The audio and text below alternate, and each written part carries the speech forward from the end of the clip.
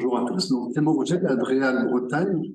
Je suis chargé de mission sur la gestion quantitative de ressources en eau. Et je vais vous présenter un diaporama qui a été préparé avec Hélène Anctil de l'OFB, qui vous présente grossièrement des notions d'hydrologie. Alors on est sur des grandes notions d'hydrologie, donc plutôt l'aspect justement mesure débit dans les cours d'eau, ce qui fait lien avec ce qui a été présenté juste avant par Bruno, par rapport aux eaux souterraines. Mais par contre, on ne va pas entrer aujourd'hui dans la gestion structurelle, un peu pour répondre à votre question, monsieur, ni dans la gestion conjoncturelle qu'on peut observer en ce moment par rapport aux crises sécheresse. Voilà. Donc l'intervention est avec 4 points différents. D'abord, on va voir comment on mesure un débit. Qu'est-ce qu'un débit? Comment est-ce qu'on qualifie la mesure d'un débit, donc un jaugeage? Où est-ce qu'on va trouver les données de débit? Donc, on fera un point sur la banque hydro. Comment on va caractériser une station, et donc les différents régimes hydrologiques, et également les grandes variables statistiques qui peuvent être associées à une station. Et enfin, comment on va étudier les ASEC des cours d'eau, donc principalement avec un focus sur le réseau ONDE qui est suivi par l'OFB. Alors, la première question qu'on se pose, c'est comment est-ce qu'on caractérise qu'est-ce qu'un débit? Instinctivement, si je vous pose la question, comment est-ce que vous mesuriez un débit? Comment est-ce que vous procéderiez? Est-ce que vous avez une idée? Qu'est-ce qu'on mesurerait par défaut pour mesurer un débit? Par exemple, on peut jeter un bâton dans un cours d'eau et puis on verra la vitesse. Voilà. Donc un débit, ça va prendre deux grandeurs qui sont à la fois un volume qui transite par rapport à un temps. Donc la vitesse peut être amenée à une section. Une section d'un cours d'eau, c'est le transect d'un cours d'eau donc une superficie, et donc on va ramener cette superficie à une vitesse. Donc on va mesurer un débit en général en mètres cubes secondes ou en litres secondes, en fonction de la taille du cours d'eau. Donc ça veut dire que pour un même débit, en fonction de la vitesse et ou de la section du cours d'eau, de la largeur du cours d'eau, on va peut-être avoir le même débit, mais pas du tout la même caractéristique d'un cours d'eau. Voilà. On peut très bien avoir un petit cours d'eau de montagne avec une très forte vitesse, mais une faible section. Et à l'inverse, on va avoir peut-être une grande section sur un cours d'eau plus lent, et auquel cas, on aura le même débit, mais pas du tout les mêmes caractéristiques pour un cours d'eau. On va mesurer, donc la mesure du débit, ça s'appelle le jaugeage. Donc on va jauger un cours d'eau avec différentes méthodes. La méthode par défaut qu'on peut retenir, c'est par exemple, je peux très bien faire ça chez moi, j'ouvre mon robinet, je vais mesurer le volume qui va être versé dans un contenant sur un certain temps donné. C'est la méthode par capacité. Ça, c'est des méthodes un peu particulières. Il faut pouvoir détourner le contenu, le flux d'un cours d'eau dans un réceptacle comme ça. Mais c'est une méthode qui peut être faite sur certains cours d'eau. La manière la plus générale qu'on utilise le plus souvent, c'est plutôt l'exploration des différentes vitesses. Alors, il faut voir qu'un débit, les vitesses dans un cours d'eau ne vont pas être régulières sur l'ensemble du cours d'eau, sur l'ensemble de la section. On va obtenir des vitesses plus importantes au cœur du cours d'eau, au centre du cours d'eau, et des vitesses plus lentes dans le fond du cours d'eau, liées notamment à la rugosité du cours d'eau. Donc, si on veut pouvoir mesurer un débit par rapport à la vitesse, on prendra différents points. On fera un transect, différents points dans la transversale du cours d'eau, et on mesurera également sur différentes profondeurs. On intégrera tout ça de manière à avoir une vitesse qui va intégrer l'ensemble des vitesses mesurées sur ce cours d'eau, dans ce transect. Donc ça, c'est l'exploration des vitesses, et c'est une mesure qu'on va faire avec des petits moulinets, des micro-moulinets, et qui est relativement simple à mettre en place quand on a du matériel adéquat. On a aussi 3 autres types de méthodes qui sont la dilution par traceur. Donc, on va mettre un traceur visuel, tel que la fluorocine dans un cours d'eau, et on verra à ce moment-là comment ça se déplace. Ça peut être utilisé dans des cours d'eau très turbulents, des petits cours d'eau de montagne, pour lesquels on ne peut pas faire de section facile, on ne peut pas faire de mesure facile de la vitesse par section. On a aussi les mesures sans contact, donc ça, c'est des mesures, c'est plus récent avec des images de radar, qui permet de mesurer la vitesse de déplacement d'un objet sur le cours d'eau, sur des grands cours d'eau, ça peut être réalisé. Ou enfin la méthode hydraulique, Alors là, qui est plutôt une méthode de mesure physique d'une hauteur d'eau qui passe dans un ouvrage déterminé. En fonction de la hauteur d'eau qui passe dans cet ouvrage-là, on peut calculer directement, physiquement, le volume qui transite et donc le débit. Ces débits, ils sont mesurés, on va utiliser des stations de mesure qui sont situées sur l'ensemble du territoire pour pouvoir mesurer les données en continu. Donc là, on voit sur la photo, par exemple, on voit une station de mesure typique avec à la fois une échelle limnimétrique, donc qui permet de mesurer la hauteur d'eau qui est présente dans la rivière, et à la fois une armoire technique. Et donc, on va associer cette hauteur d'eau à une mesure du débit, c'est-à-dire qu'on va venir faire régulièrement des points de manière à pouvoir associer une hauteur d'eau dans le cours d'eau, à ce point-là précisément, avec un débit correspondant. On va passer plusieurs périodes dans l'année, plusieurs années de suite, l'important étant d'avoir un maximum de points, de manière à pouvoir construire une courbe de tarage qui permet de définir la relation à la fois entre le débit par rapport à la hauteur d'eau. Voilà. Donc, grâce à ces courbes de tarage, on peut, après, juste en prenant la hauteur limnimétrique, donc la hauteur d'eau qui est présente dans un cours d'eau, on peut définir le débit correspondant. Ça permet de mettre en place des stations de suivi de mesure du débit en continu, qui va mesurer en continu cette hauteur d'eau et donc rattacher cette hauteur d'eau à un débit.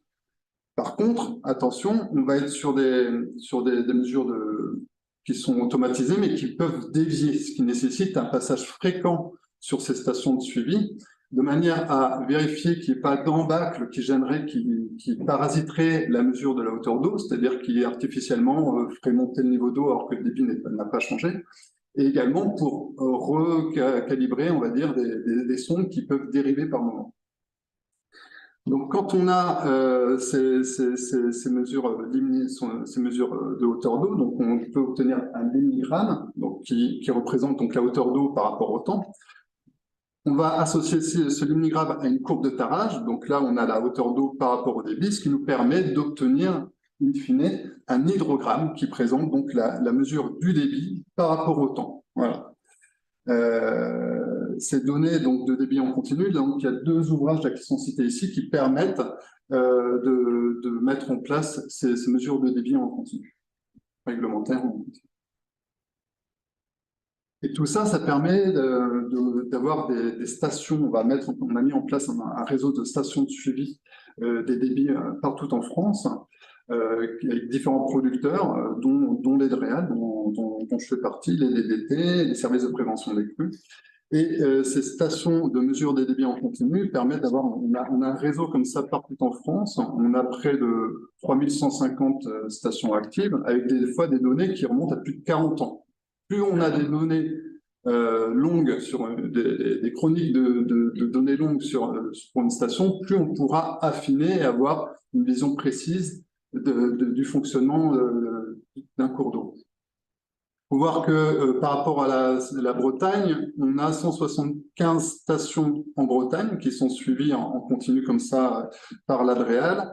Et on peut donc accéder à ces données via le site de la Banque Hydro, donc qui s'appelle maintenant Hydroportail. Il y a le site en haut qui apparaît. Mais également, il y a accessible par les services de l'Adréal un site qui s'appelle hydrologiebretagne.fr qui permet de mettre à disposition des informations relatives au débit sur l'ensemble des stations qui sont suivies par l'Adréal. Ce réseau de suivi de débit nous permet après de définir des grandeurs statistiques, des grandeurs importantes qui permettent de qualifier une rivière par rapport aux écoulements qui sont dans cette rivière. La première grandeur qu'on calcule, c'est le module. Le module, c'est une moyenne interannuelle des débits présents dans la rivière sur une période d'observation. Donc, on est bien sur une moyenne interannuelle qui nous permet de voir un peu quel est l'ordre de grandeur du débit sur un cours d'eau. Là, on a quelques exemples. Par exemple, si on prend le point G qui apparaît, donc c'est la Loire À Montjean, on est sur un module de l'ordre de 850 mètres cubes seconde. Voilà, donc on est sur quelque chose qui tire très fort. Si on compare par rapport à un fleuve de breton comme la Vilaine à Pont-de-Cran, on est sur quelque chose qui va être un module de l'ordre de 76 mètres cubes. On est sur un ratio qui n'est pas du tout des mêmes ordres de grandeur. Par contre, ce débit, on peut aussi le ramener en débit spécifique. Le débit spécifique, donc, c'est ramené par rapport à la surface qui est en amont de ce point. Donc, le bassin versant qui est en amont du point, ça permet de définir un débit spécifique. Et on ramène ce débit spécifique est calculé en millimètres par an, en général. Et si on reprend la Loire, justement, à Montjean, on a un débit spécifique qui va être de 240 millimètres par an. Et si on fait le même travail sur la Vilaine, où on avait un ratio de 10 fois inférieur au module, on est sur un débit spécifique qui est du même ordre de grandeur, on est à 236 millimètres par an. Donc tout ça pour dire qu'on va avoir des grandeurs spécifiques que sont le module, mais si on peut aussi s'intéresser, pour pouvoir avoir une vision plus fine aussi, ramener au bassin versant à un module spécifique, qui permet de pouvoir comparer aussi des fois des cours d'eau entre eux par rapport au bassin versant qu'ils représentent. Une autre information qu'on peut voir aussi, si on prend un peu la Seine, les points C, B et A, on voit que plus on va en aval de la Seine, plus on a un module qui est important. On passe en effet de 25 mètres cubes seconde à 290 mètres cubes seconde parce qu'on a des affluents qui vont se jeter dans la Seine, notamment la Marne. Mais par contre, en termes de débit spécifique, on voit que dans la phase amont de la Seine, on est de l'ordre de 340 millimètres par an, alors qu'en aval, au point C, on est à 210. Donc les têtes de bassin versant ont en général un module spécifique qui est plus élevé que les parties aval d'un bassin versant. Tout ça nous permet après de caractériser différents types de régimes hydrographiques. Les courbes qu'on voit ici, ça représente le module, donc la moyenne interannuelle par mois. À chaque fois, c'est donc du mois de janvier à décembre. Et le régime hydrologique d'un cours d'eau, c'est l'ensemble de ses caractéristiques hydrologiques et ses modes de variation. Donc on voit que le débit va varier en fonction des mois et en fonction de ces variations, des courbes que ça représente, on peut qualifier différents types de régimes. Premier régime qu'on voit à la Seine à Paris, par exemple, c'est typiquement un régime océanique, avec des hautes eaux en hiver et des basses eaux en été. Par contre, on peut trouver des régimes un peu plus spécifiques, le Rhône à Chancy, en Suisse, par exemple, le diagramme en haut à droite. Là, on voit qu'on a un bruit de fond un peu continu d'un débit, là, autour de 250 mètres cubes par seconde, avec, par contre, plutôt des débits de pointe qui vont être observés en période estivale. Et pourquoi? Parce que là, on est plutôt dans un régime complexe où on va retrouver à la fois une influence des montagnes, donc plutôt d'un régime nival, avec aussi un bruit de fond, avec des cours d'eau qui ont une forte influence dessus. Donc là, on est sur un régime typiquement complexe. Si je reviens sur des régimes plus simples, on a les deux diagrammes du bas. Donc à gauche, on est au Canada. Là, on va observer un régime nival de montagne, donc avec des crues suite à une fonte progressive de la neige et des basses eaux.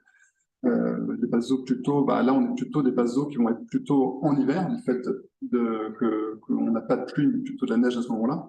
Et enfin, en bas à droite, là, en Russie, là, on est en Sibérie plus précisément, et donc on est sur un régime nival de plaine avec une crue violente au mois de mai-juin, au mois de juin-juillet, et puis après, plus du tout d'eau. On va aussi pouvoir classer les régimes par rapport en faisant une courbe des débits classés. Par exemple, là, dans la diapo, on a l'exemple d'une année entière de débit pour un cours d'eau dans les Alpes italiennes.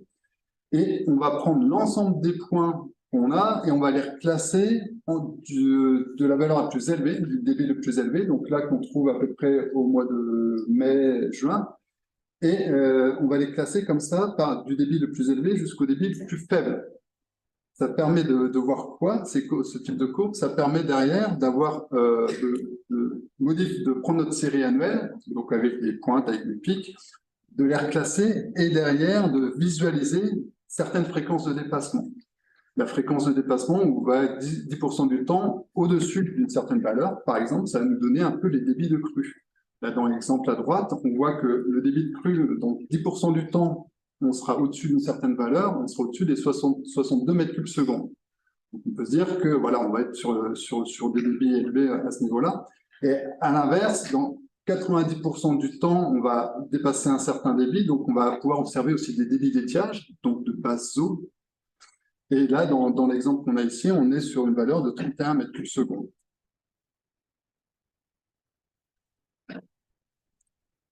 On va faire un petit jeu rapidement. Je voudrais que vous me donniez un peu le lien entre l'hydrogramme qu'on va avoir à droite, le ABCD, avec quel type de courbe de débit classé on devrait observer.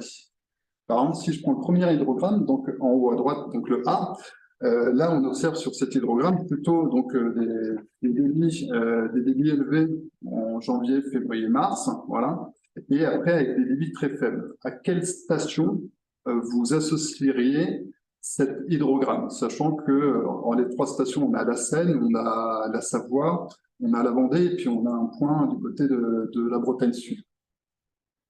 Est-ce que vous auriez une idée rapidement comme ça, par exemple le premier?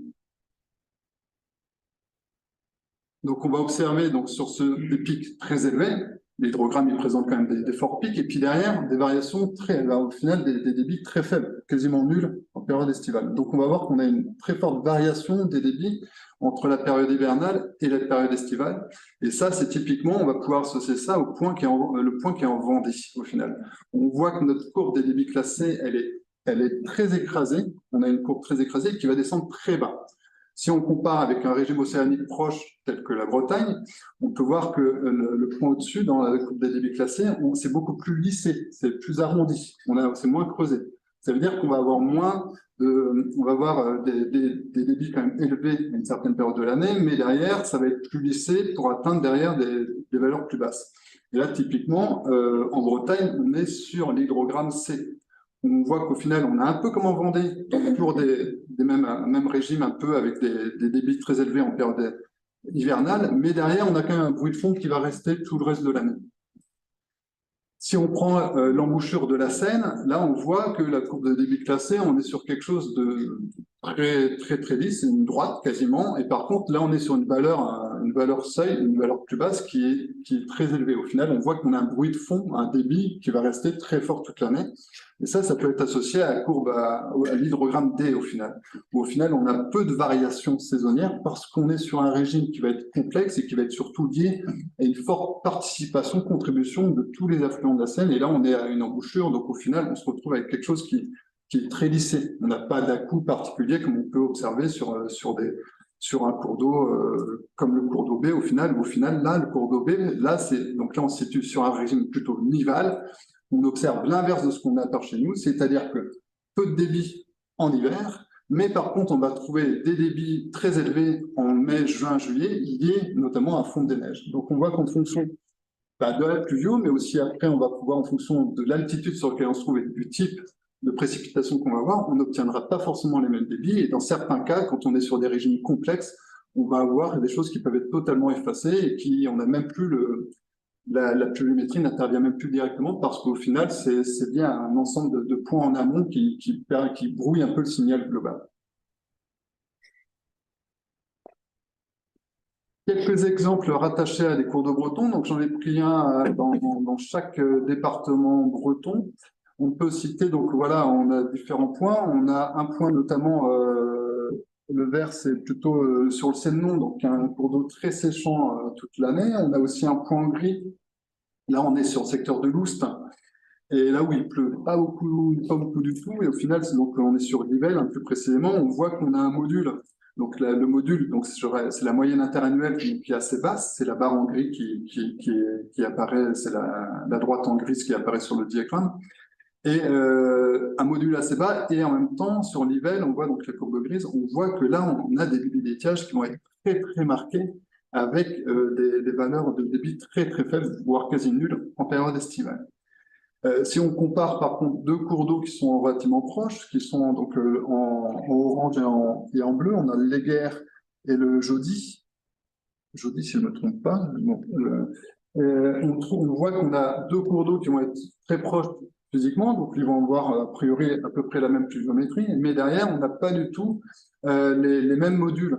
D'accord? Donc c'est vraiment, c'est pour montrer qu'en fonction on peut avoir des cours de proches, mais derrière, ils ne vont pas être alimentés par le même bassin versant. Il faudrait s'interroger sur justement le module spécifique pour pouvoir les comparer derrière. Voilà. On en arrive après donc le module qui est la moyenne interannuelle. On va arriver à d'autres variables statistiques qui sont prises en compte en général dans les études. On a d'une part des variables statistiques qui vont permettre de qualifier des hautes eaux. Donc c'est ce qu'on trouve en haut, comme le débit journalier maximum annuel. Donc voilà, le débit instantané maximum annuel, qui permettent notamment dans ces cas-là de qualifier des fois, de pouvoir dimensionner des ouvrages qui permettraient d'évacuer les crues, par exemple. On est plutôt sur les problématiques de crues dans ces cas-là, quand on est sur des débits de pointe journaliers comme ça.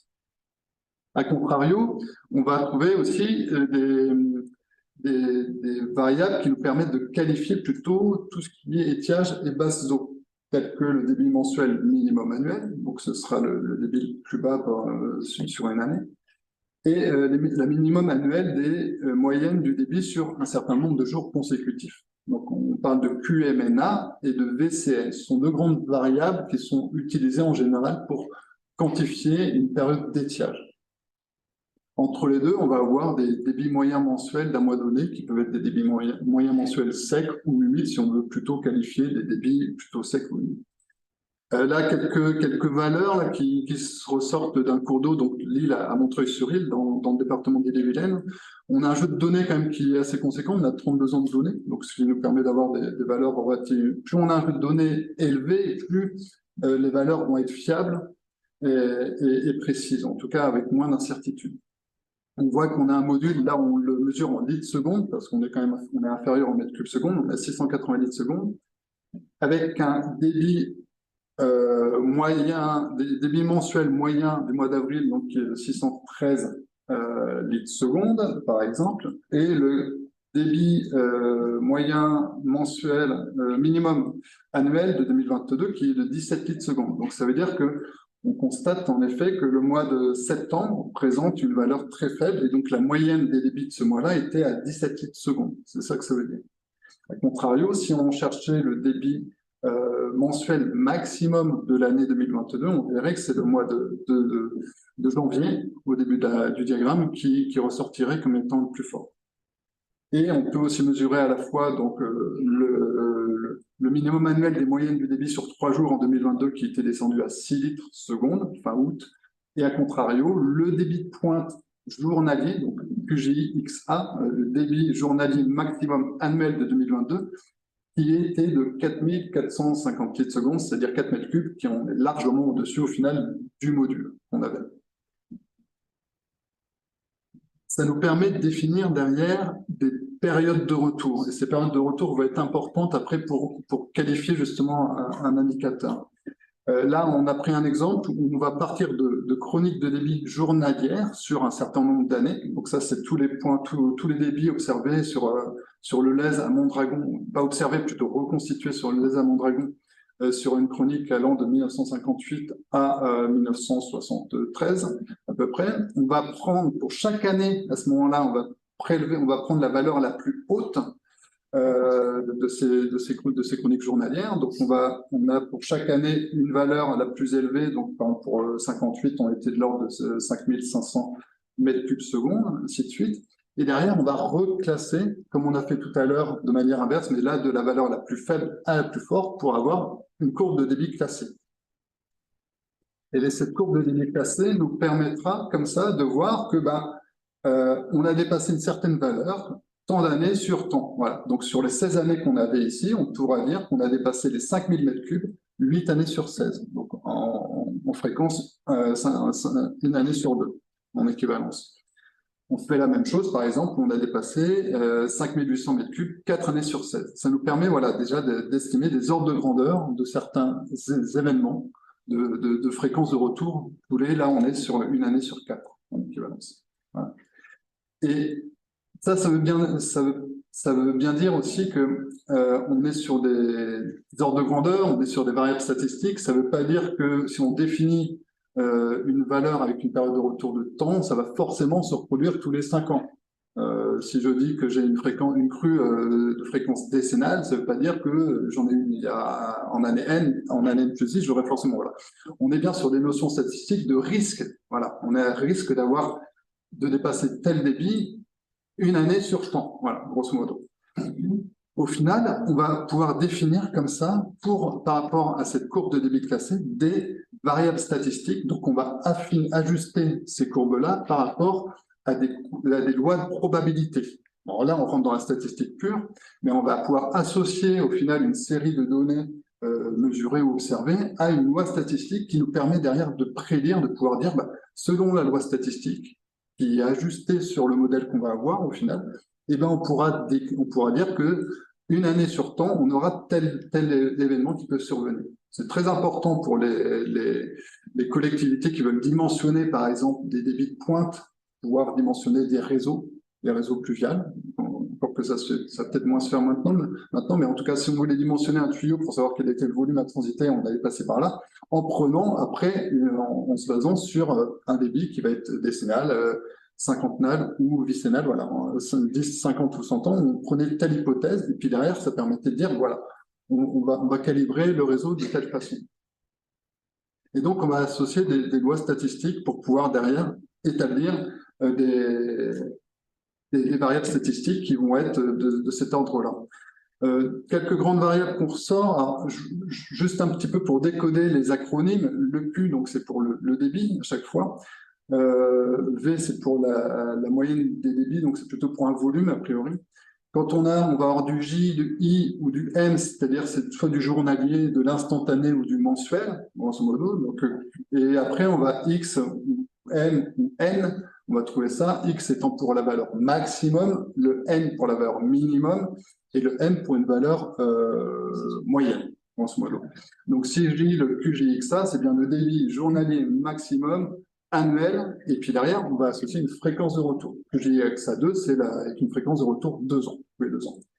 Ce qui nous intéresse un peu aujourd'hui, c'est plutôt de voir, par rapport à des notions, vous faisiez état un peu des problématiques de sécheresse, on va s'intéresser après aussi au débit mensuel minimum annuel de fréquence 5 ans, donc le QMNA 5, qui va être un peu un indicateur caractéristique des étiages, des périodes d'étiage. Et on va aussi pouvoir comparer cet indicateur des fois à la minimum annuelle des débits de fréquence 5 ans ou 10 ans. On va trouver le BCM3 sur 3 jours ou 30 jours, par exemple, par comparaison.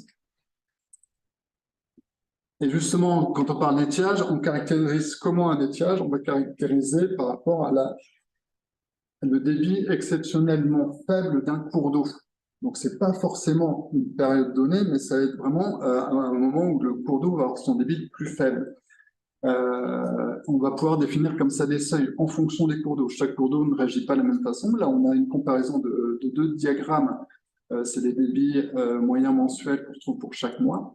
Et on voit que pour deux cours d'eau qui ont un module similaire, on est à 0,67 m3 pour le Biel dans le 27 et à 0,68 pour l'île à Montreuil-sur-Île. Donc, on a vraiment des modules similaires. On voit qu'on ne va pas forcément avoir les mêmes valeurs en termes d'étiage. On va trouver des débits d'étiage beaucoup plus forts sur l'île par rapport à la station qui est dans le 27, là où on a au final quelque chose de plus lissé avec des étiages moins marqués. Pourtant, le module est le même. Mais typiquement, après, c'est justement le régime hydrologique du cours d'eau qui est plus ou moins marqué par rapport à des conditions climatiques et aussi de sol et de sous-sol. Juste pour dire aussi, on pourrait aussi observer des étiages hivernaux. On peut aussi des fois comparer les débits, par exemple des mois d'hiver, janvier-février, et puis voir un peu quelle est la fréquence de retour d'un débit plus faible. Parce que ça va aussi nous intéresser, maintenant qu'on voit que c'est quand même très tendu en période estivale, on pourra s'intéresser aussi au remplissage, ou en tout cas à l'utilisation de l'eau en hiver, et voir si on n'a pas aussi des fois des sécheresses hivernales. Est-ce qu'on va arriver à ça? C'est aussi important d'avoir la notion que l'étiage n'est pas forcément que l'été, on peut aussi des fois avoir des périodes plus basses aussi en hiver et à qualifier aussi. Là, c'est juste pour comparer, on voit quand même donc, les deux grandes valeurs que sont le QMNA5 et le VCN3 de fréquence 5 ans, c'est-à-dire le VCN3, c'est la moyenne des débits les plus bas sur 3 jours avec une période de retour 5 ans. Et par exemple, si je compare, ça c'est pour ce qui apparaît en bas, la Vilaine à Pont-de-Cran, on a donc un module à 76 mètres cubes, un QMNA5 de 5,4 mètres cubes, et on voit que le VCN3, là, c'est encore une valeur plus fine. Donc on voit que ponctuellement, sur 3 jours, on va avoir une valeur encore plus basse que ma valeur lissée sur le mois. Mais si je compare, par exemple, là, le VCN 30, c'est-à-dire sur 30 jours, c'est à peu près un mois, on voit également sur le graphique qui apparaît là que on va avoir, dans le cas de la courbe qui est présentée, on va avoir un QMNA, donc le mois le plus bas qui est le mois d'août, qui est de l'ordre de 2 mètres cubes, alors que le VCN 30, donc c'est la moyenne des débits sur 30 jours consécutifs les plus bas, qui va être inférieur encore. Donc on va affiner dans certains cas, voilà. Le QNA est un bon indicateur, mais on peut toujours affiner si on veut rentrer encore plus dans le détail. Voilà, c'est ça que je veux dire. Ça, c'est pour illustrer ce qu'on vient de dire. Au final, par exemple, sur le trieux, dans le 22, on est parti d'une courbe avec l'ensemble des débits journaliers sur une certaine chronique de temps.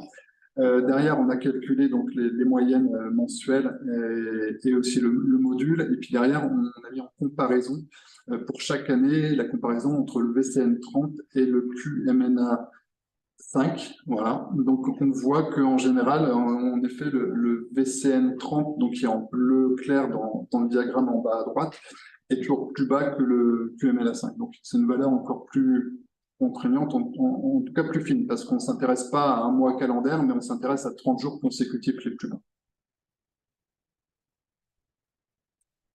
Et donc, pour faire le lien par rapport à ce qu'on disait tout à l'heure et au débit spécifique, là, on voit qu'en prenant 4 cours d'eau qui sont très proches, hein, on ne doit pas être très loin d'ici, on voit qu'au final, on peut ramener ça à des débits spécifiques et qu'on ne va pas forcément avoir les mêmes valeurs de débit spécifique parce qu'on va ramener ça au kilomètre carré, donc à la surface. Débit spécifique, c'est mon débit ramené par rapport à la surface du bassin versant qui est là-dessus.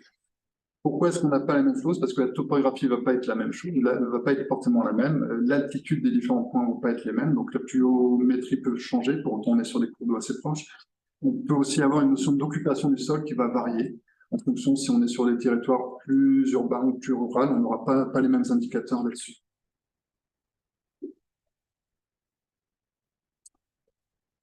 Enfin, là on va parler un peu, on était plutôt sur, là on parle de la base de données simulée, une carte de consensus. Donc, c'est un travail de recherche qui a été fait par l'IRSTEA en 2012, qui permet au final d'avoir on a vu qu'on avait 175 points de suivi de stations hydrométriques en Bretagne. Ça ne suffit pas pour couvrir, bien sûr, l'ensemble des cours d'eau bretons. Donc, on va devoir faire un travail de modélisation pour pouvoir après voir est-ce que je peux simuler des débits sur l'ensemble des cours d'eau d'un territoire. Et donc, l'IRCA a fait ce travail-là avec une carte de consensus. Pourquoi consensus? Parce qu'il y a eu 3 modalités de travail qui ont été faites en parallèle, 3 méthodologies, un peu des modèles. Et derrière, ils ont recoupé ces modèles pour essayer d'affiner le plus possible. Donc, ça date de 2012 et ça permet au final d'avoir des valeurs de débit théoriques. En tout cas, on n'est pas sur des débits mesurés, sur l'ensemble du réseau hydrographique de la baie des Carthages. C'est des méthodes qui se basent un peu sur des rapports de surface d'un bassin jaugé, donc avec des mesures par rapport à d'autres, avec différentes méthodes empiriques ou des modèles. Voilà. C'est un peu plus complexe, mais ça permet au final d'avoir une carte au niveau de la France entière qui permet d'avoir les modules d'un côté. Donc on a le module de chacun des cours d'eau de la baie des Carthages, des tronçons de la baie des Carthages, et à côté de ça, le QMNA5. Si on fait un zoom sur un territoire qui nous intéresse, c'est-à-dire la Bretagne, on voit que on ressort quand même clairement en rouge sur l'est de la Bretagne, et puis ça déborde sur le secteur vendéen, donc avec des QMNA5 très, très faibles, donc des débits d'étiage très marqués sur l'est de la Bretagne. Des modules, donc la moyenne interannuelle qui est assez lissée, avec un peu plus de rouge quand même sur l'est breton, mais voilà. Ça permet quand même, ces cartes-là, ça permet pour chacun des points d'avoir à ce moment-là, d'avoir une idée du débit et pour pouvoir après utiliser ces cartes de consensus aussi pour voir un peu comment fonctionnent les courbes. Si on compare justement ces cartes-là, donc ça c'est un travail qui a été fait par l'OFB, la direction régionale Bretagne de l'OFB, sur la base de ces cartes de consensus-là, ça permet de superposer à la fois là où on avait les modules et les QMNA5 et voir quel était le rapport entre le module, donc la moyenne interannuelle, et mon débit d'étiage de fréquence quinquennale sèche, le débit moyen quinquennal sec. On a des secteurs en bleu, donc plutôt sur les secteurs où on se situe aujourd'hui, où on va avoir plutôt donc, des modules qui vont être relativement élevés par rapport, relativement faibles pardon, par rapport au QMLA5. C'est plutôt que les débits d'étiage sont moins marqués sur ces secteurs-là, grosso modo. Donc des débits d'étiage moins marqués avec des valeurs du module. Alors on n'est pas sur, pardon, je reprends, on n'est pas sur le module en part entière, mais on est sur le 10e du module. J'aurais dû préciser ça juste avant. Là, on est sur le 10e du module, qui est une valeur qui est prise en compte dans les débits réservés. Donc, le 10e du module par rapport au QMNA5, voilà. Et donc, dans le secteur en bleu, on est sur un 10e du module qui est inférieur au QMNA5. Voilà. Et après, dès qu'on tape dans le vert, dans le orange et dans le rouge, on va avoir des QMNA5 qui vont être de plus en plus faibles et au final, on va se situer largement en dessous du 10e du module. Ça permet un peu de caractériser les conditions hydrologiques du cours d'eau.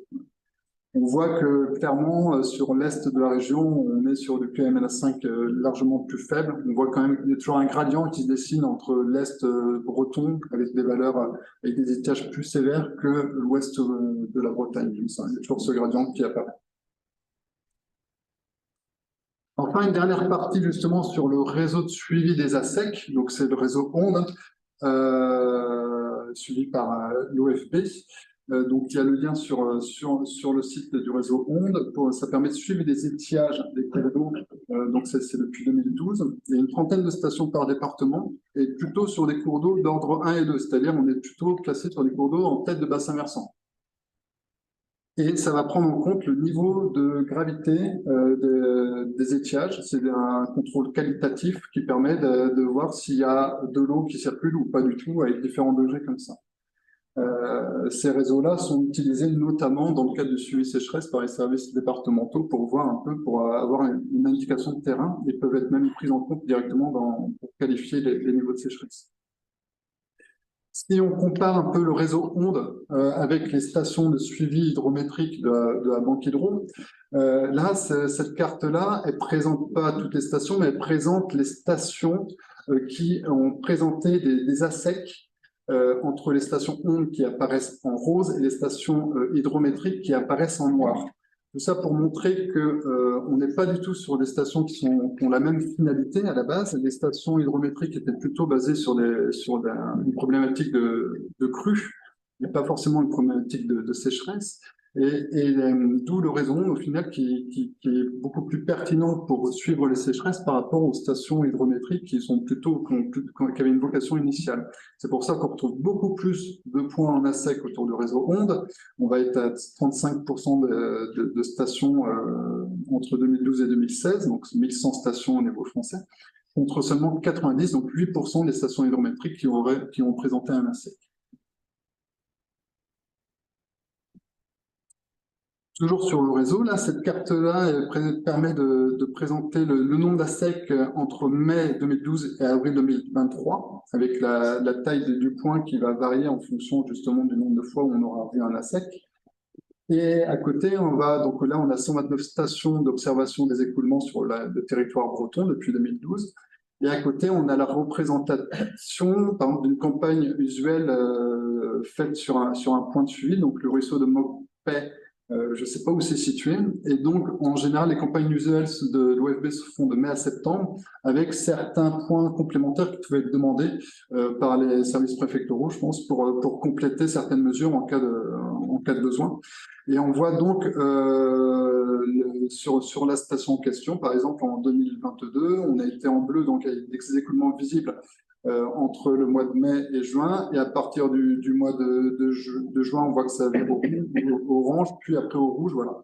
Donc ça permet en fait qualitativement, après sur ce type de représentation, de voir un peu l'évolution sur une même rivière, un peu des ASEC par rapport au travail que fait l'OFB tous les ans à ces périodes-là.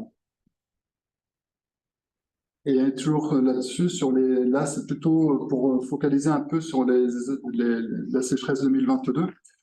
Là, ça représente le nombre de mois par rapport à la durée d'ASEC sur lequel le nombre de stations et la durée des ASEC qui ont été sur ces stations-là.